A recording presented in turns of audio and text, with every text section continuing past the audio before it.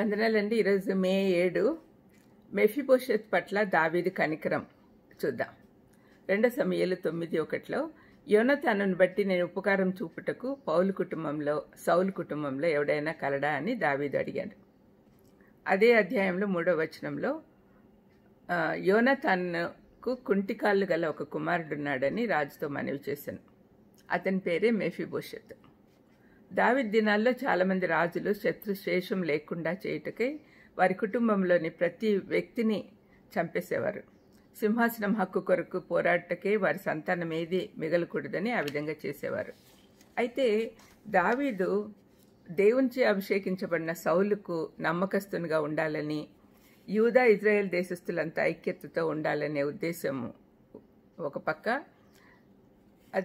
అంటే ఇంకొకటి ఏంటంటే ముఖ్యమైన కారణం యోనతాన్తో దావీదు చేసిన నిబంధన, తన పిల్లల్ని బాగా చూసుకుంటానని చెప్పి నిబంధన చేశాడు.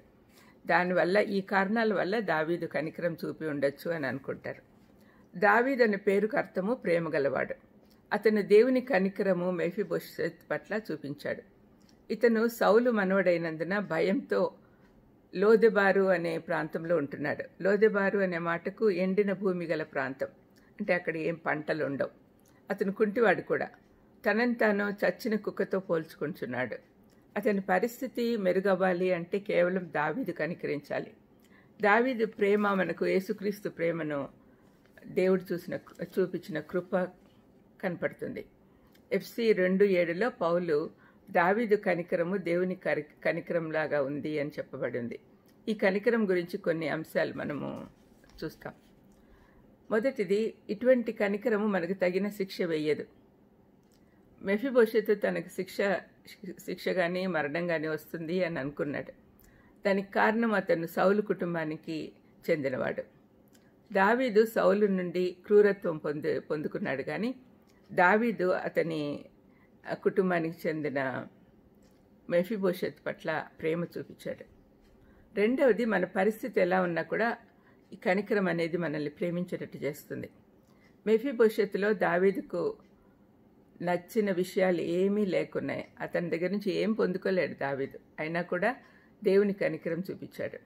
దేవుడు తన కుమారుణ్ణి పంపి ఆయన మరణం ద్వారా మనల్ని తనతో సమాధానపరచుకోవాలి అనుకున్నాడు. ఆయన త్యాగము చాలా గొప్పది. ఆయన ప్రేమ, మనం ఎప్పుడైతే యేసుప్రభుని నమ్ముకుంటామో ఆయన ప్రేమ మనలో కూడా వస్తుంది. మూడవది, కనికరం మొదటి అడుగు వేస్తుంది.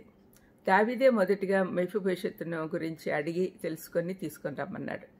దైవ ప్రేమ మన వైపు ముందు అడుగేస్తుంది. 4, మనం ఎక్కడున్నామో అక్కడికే వస్తుంది. మెఫీబోషెత్ తనంతట తాను దావీదు యొద్దకు వచ్చే పరిస్థితి లేదు కాబట్టి దావీదు కనికరం అతని యొద్దకు వెళ్ళింది. FC 2:12 ఎప్పుడు పౌలు అనే అలవాటు సౌలు, మనం దూరస్థులమై ఉండగా క్రీస్తు రక్తము దగ్గర చేర్చింది అని చెప్తున్నాడు. 5, మన భయాన్ని తీసేస్తుంది. భయంతో వణికిపోతున్న మెఫీబోషెత్ను ధైర్యపరిచి అతని భయం తీసేశాడు. భయపడద్దు, నీ పట్ల కనికరం చూపుతాను అన్నాడు. మన దేవుడు మనలను భయపడొద్దు అని పదే చెప్తూనే ఉన్నాడు. చివరిగా, తీసివేయబడిందంతా తిరిగి ఇప్పిస్తుంది కనికరం. మన దగ్గర నుంచి ఏమైనా పోగొట్టుకుంటే అదంతా తిరిగి ఇస్తుంది. సౌలు ఆస్తినంతా మెఫీబోషెత్ తిరిగి పొందుకున్నాడు. అంతేకాకుండా బతికినంత కాలము దావీదు బల్ల యొద్ద భోజనం చేసే భాగ్యం కూడా దొరికింది అతనికి. ప్రార్థన చేసుకుందాం.